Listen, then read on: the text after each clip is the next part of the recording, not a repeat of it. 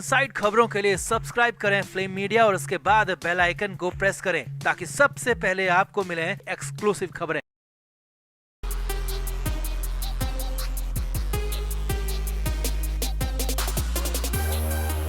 तो महाराष्ट्र से शिवसेना यूबीटी की तरफ से राज्यसभा सांसद संजय राउत ने पीएम मोदी के नाम एक चिट्ठी लिखी है और सबसे बड़ी बात यह है कि इस चिट्ठी को गुप्त तरीके से पीएम तक पहुंचाना था, लेकिन संजय राउत ने बड़ी चालाकी दिखाते हुए चिट्ठी को खुद ही सार्वजनिक कर दिया। अब संजय राउत की इस हरकत पर उद्धव ठाकरे बुरी तरह भड़क उठे हैं और संजय राउत से इस पर जवाब भी मांगा गया है। दरअसल इस चिट्ठी में संजय राउत ने पीएम मोदी को हड़काने की कोशिश की है, जिस पर उद्धव ठाकरे ने बड़ा एक्शन लिया है और संजय राउत से तुरंत इस मामले में जवाब मांगा है। तो क्या है चिट्ठी, क्यों लिखी गई चिट्ठी और सार्वजनिक करने की संजय राउत की क्या है प्लानिंग, आपको सब कुछ बताते हैं। आप भी वीडियो को शेयर करें और अपनी राय कमेंट बॉक्स में जरूर दें। तो शिवसेना यूबीटी के सांसद संजय राउत ने पाकिस्तान के साथ क्रिकेट मैच पर आपत्ति जताते हुए इसे अमानवीय कदम बताया है और सबसे बड़ी बात है कि इस संबंध में पीएम मोदी को एक चिट्ठी भी लिखी है। इस चिट्ठी में उन्होंने लिखा कि जब आप कहते हैं कि खून और पानी एक साथ नहीं बह सकते, तो फिर एशिया कप में पाकिस्तान के साथ भारत क्रिकेट खेलने की तैयारी क्यों कर रहा है? क्या अब खून और क्रिकेट एक साथ बहेंगे? संजय राउत ने इस कदम की गहरी निंदा की है। अब सबसे बड़ी बात यह है कि संजय राउत ने ये सारी बातें एक चिट्ठी में लिखी है और ये चिट्ठी पीएम मोदी को पहुंचाई जानी थी बिना किसी को बताए, यानी कि बिल्कुल भी सार्वजनिक ना करते हुए इस चिट्ठी को पीएम मोदी तक पहुंचाना था। और ये सब कुछ उद्धव ठाकरे के साथ हुई मीटिंग में तय किया गया था कि संजय राउत चिट्ठी लिखेंगे और पीएम मोदी तक इसे पहुँचाया जाएगा, लेकिन इसे पब्लिक नहीं किया जाएगा। अब सबसे बड़ी बात यह है कि संजय राउत ने मीटिंग में तो हाँ कह दिया, लेकिन घर आते ही उन्होंने इस पूरी चिट्ठी को सार्वजनिक कर दिया, खुद ही अपने आधिकारिक एक्स अकाउंट पर इस चिट्ठी को पोस्ट कर दिया। अब संजय राउत ने अपनी इस चिट्ठी में क्या लिखा है वो भी देखिए। तो संजय राउत ने अपनी चिट्ठी को सोशल मीडिया एक्स पर शेयर किया है और उसमें लिखा,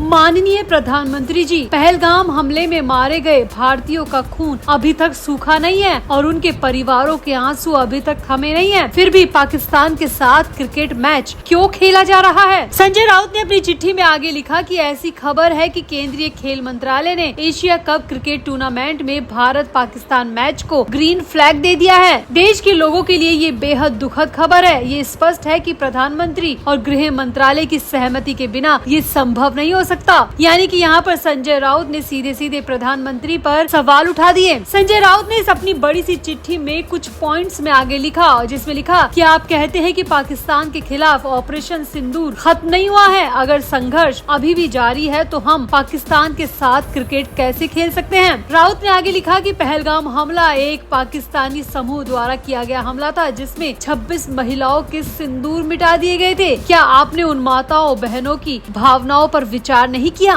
राउत ने आगे लिखा कि क्या राष्ट्रपति ट्रंप ने आपको धमकी दी है कि अगर आप पाकिस्तान के साथ क्रिकेट नहीं खेलेंगे तो वो यहाँ पर बिजनेस बंद कर देंगे? राउत ने आगे लिखा कि आपने घोषणा की थी कि खून और पानी एक साथ नहीं बह सकते, तो क्या आप खून और क्रिकेट एक साथ बहेंगे? राउत ने अपनी इस चिट्ठी में आगे लिखा कि पाकिस्तान के खिलाफ मैचों में बड़े पैमाने पर सट्टेबाजी और ऑनलाइन जुआ खेला जाता है, जिसमें कथित तौर पर कई बीजेपी सदस्य भी शामिल हैं। गुजरात के एक प्रमुख व्यक्ति जय शाह वर्तमान में क्रिकेट मामलों को संभाल रहे हैं। क्या इसमें बीजेपी को कोई खास आर्थिक लाभ भी हो रहा है? तो यहाँ पर संजय राउत ने कई बड़े सवाल पीएम मोदी पर खड़े कर दिए। राष्ट्रपति ट्रंप से धमकी मिलने तक की बात कह दी और इतना ही नहीं, जय शाह और पूरी बीजेपी को कटघरे में खड़ा कर दिया। संजय राउत ने अपनी इस चिट्ठी में आगे लिखा कि प्रधानमंत्री जी, पाकिस्तान के साथ क्रिकेट खेलना न केवल हमारे सैनिकों के शौर्य का अपमान है, बल्कि श्यामा प्रसाद मुखर्जी समेत कश्मीर के लिए अपने प्राणों की आहुति देने वाले हर शहीद का अपमान है। ये मैच भले ही दुबई में हो रहा है, अगर ये मैच महाराष्ट्र में होता तो बाला साहब ठाकरे की शिवसेना इन्हें किसी भी कीमत पर नहीं होने देती। संजय राउत ने आगे लिखा कि आप दुबई में जाकर भारत पाकिस्तान का मैच करा रहे हैं, लेकिन आपको क्या समझ में नहीं नहीं आ रहा कि कुछ महीनों पहले ही भारत पर क्या बीती है, भारत के 26 परिवारों पर क्या बीती है? क्या आप उनका मर्म अब भुला चुके हैं? संजय राउत ने यहाँ पर कई कड़े और बड़े सवाल पीएम मोदी पर खड़े किए। अब सबसे बड़ी बात यह है कि इस चिट्ठी को सीक्रेट तरीके से पीएम तक पहुँचाना था, ऑफिशियली रास्ते से पीएम तक पहुँचाना था, लेकिन संजय राउत ने पीएम तक पहुँचाने की बजाय इस चिट्ठी को सोशल मीडिया साइट पर डाल दिया और सरेआम पीएम मोदी से और गृह मंत्रालय पर कई बड़े सवाल खड़े कर दिए। अब खबर ये आ रही है कि उद्धव ठाकरे संजय राउत की इस हरकत से बिल्कुल भी खुश नहीं है। उद्धव ठाकरे इस चिट्ठी को पीएम तक पहुंचाना चाहते थे, अपनी बात पीएम तक पहुंचाना चाहते थे, लेकिन सार्वजनिक तौर पर सोशल मीडिया पर नहीं डालना चाहते थे और इसी वजह से उद्धव ठाकरे ने संजय राउत से जवाब मांगा है और पूछा है कि बिना किसी से सलाह मशविरा के उन्होंने कैसे इन सब को सोशल मीडिया पर डाल दिया। अब फिलहाल तो खबर यही आ रही है कि उद्धव ठाकरे ने संजय राउत से सवाल किया है, जवाब मांगा है और पूछा है कि उन्होंने ऐसा किससे पूछकर किया। खैर फिलहाल तो संजय राउत की ये चिट्ठी काफी वायरल हो रही है, लेकिन आपको क्या लगता है, क्या वाकई में भारत पाकिस्तान का मैच होना चाहिए या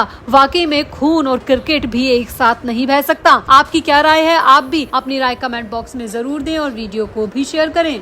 तो ये तो आप सभी को पता है कि उपराष्ट्रपति पद के लिए भारतीय जनता पार्टी एडी से चोटी का जोर लगा रही है। बीजेपी ने सीपी राधाकृष्णन को एनडीए का उम्मीदवार बनाया है और अपने सभी सीएम को, अपने पार्टी के बड़े नेताओं को ये जिम्मेदारी सौंपी है कि वो उपराष्ट्रपति पद के लिए ज्यादा से ज्यादा साथ और समर्थन हासिल करें। अब उपराष्ट्रपति पद के चुनाव के लिए बीजेपी ने कमर कस ली है और समर्थन जुटाने में लगी है। अब इसी कड़ी में महाराष्ट्र के सीएम देवेंद्र फडणवीस भी उतर आए हैं। महाराष्ट्र के सीएम देवेंद्र फडणवीस ने शिवसेना यूबीटी नेता उद्धव ठाकरे और एनसीपी एससी नेता शरद पवार को फोन किया और बड़ी बात यह है कि फडणवीस ने इसी के साथ राज ठाकरे को भी फोन किया और इन तीनों को ही मिलने के लिए अपने घर बुला लिया। अब जो खबर आ रही है उसके मुताबिक राज ठाकरे तो फोन के तुरंत बाद देवेंद्र फडणवीस से मिलने के लिए उनके घर पहुँच गए। अब सामने आया है कि राज ठाकरे देवेंद्र फडणवीस के घर पर तकरीबन 2 घंटे तक रुके और देवेंद्र फडणवीस ने राज ठाकरे के जरिए उद्धव ठाकरे को पटाने की कोशिश भी की और ये कोशिश आगामी उपराष्ट्रपति चुनाव के लिए हुई है, क्योंकि आगामी उपराष्ट्रपति चुनाव में एनडीए को ज्यादा से ज्यादा समर्थन चाहिए। अपने उम्मीदवार सीपी राधाकृष्णन को जिताने के लिए एनडीए पूरा जोर लगा रही है, इसीलिए देवेंद्र फडणवीस ने उद्धव ठाकरे और शरद पवार से भी समर्थन हासिल करने के लिए राज ठाकरे के जरिए रास्ता बनाया है। महाराष्ट्र के मुख्यमंत्री देवेंद्र फडणवीस ने कहा कि मैंने उद्धव ठाकरे और शरद पवार से फोन पर बात की है और उनसे उपराष्ट्रपति चुनाव के लिए महाराष्ट्र के राज्यपाल सीपी राधाकृष्णन की उम्मीदवारी का समर्थन करने का अनुरोध किया है। देवेंद्र फडणवीस ने ये भी कहा कि उद्धव ठाकरे ने मुझसे कहा है कि वो इस मसले पर चर्चा करेंगे और मुझे बताएंगे, जबकि शरद पवार ने कहा है कि उन्हें विपक्ष द्वारा उतारे गए उम्मीदवार के साथ जाना होगा और यही बात सीएम देवेंद्र फडणवीस ने राज ठाकरे से भी की। राज ठाकरे से कहा कि आप जाकर उद्धव ठाकरे को मनाएं और उद्धव ठाकरे शरद पवार को मना ही लेंगे, मुझे पूरा भरोसा है, क्योंकि इस वक्त हमें उद्धव ठाकरे और शरद पवार दोनों की ही जरूरत है। इसीलिए राज ठाकरे से देवेंद्र फडणवीस ने 2 घंटे तक मुलाकात की, बातचीत की। यहाँ पर आपको बता दें कि उपराष्ट्रपति चुनाव के लिए सत्तारूढ़ गठबंधन एनडीए ने महाराष्ट्र के राज्यपाल सीपी राधाकृष्णन को उतारा है, जबकि विपक्षी अलायंस ने पूर्व जस्टिस बी सुदर्शन रेड्डी को मैदान में उतारा है। उपराष्ट्रपति चुनाव के लिए मतदान 9 सितंबर को होने वाला है और उसी दिन मतगणना होगी और बड़ी बात यह है कि सीपी राधाकृष्णन को चुनाव जिताने के लिए एनडीए पूरी कोशिश कर रही है। इसी कड़ी में देवेंद्र फडणवीस ने उद्धव ठाकरे और शरद पवार को फोन किया है, क्योंकि देवेंद्र फडणवीस अच्छी तरह जानते हैं कि संसद में सबसे ज्यादा जरूरत उद्धव ठाकरे और शरद पवार की उन्हें पड़ने वाली है, क्योंकि अगर उन्हें सीपी राधाकृष्णन को जिताना है तो उन्हें ज्यादा से ज्यादा सांसदों का साथ और समर्थन चाहिए, ज्यादा से ज्यादा मतदान चाहिए। इसीलिए देवेंद्र फडणवीस ने अपनी तरफ से उद्धव ठाकरे और शरद पवार को मनाने की कोशिश की। हालांकि देवेंद्र फडणवीस ने राज ठाकरे के जरिए भी रास्ता बनाया है ताकि उद्धव ठाकरे का साथ मिलना कंफर्म हो जाए और फडणवीस जानते हैं कि उद्धव ठाकरे अगर उनके पाले में आए तो शरद पवार को भी उद्धव ठाकरे अपने साथ ले ही आएंगे। इसीलिए देवेंद्र फडणवीस ने राज ठाकरे से मुलाकात की और कोशिश की कि उद्धव ठाकरे और शरद पवार के सांसदों को अपने साथ रखा जाए। तो फिलहाल तो फडणवीस ने उद्धव ठाकरे और शरद पवार से उनका साथ मांगा है, समर्थन मांगा है। अब देखना होगा कि उद्धव ठाकरे और शरद पवार किस और करवट लेके बैठते हैं, क्या वो सीपी राधाकृष्णन का साथ देते हैं या फिर बी सुदर्शन रेड्डी का साथ देंगे। आपको क्या लगता है, किसको देश का उपराष्ट्रपति बनना चाहिए? आप भी अपनी राय कमेंट बॉक्स में जरूर दें और वीडियो को भी शेयर करें।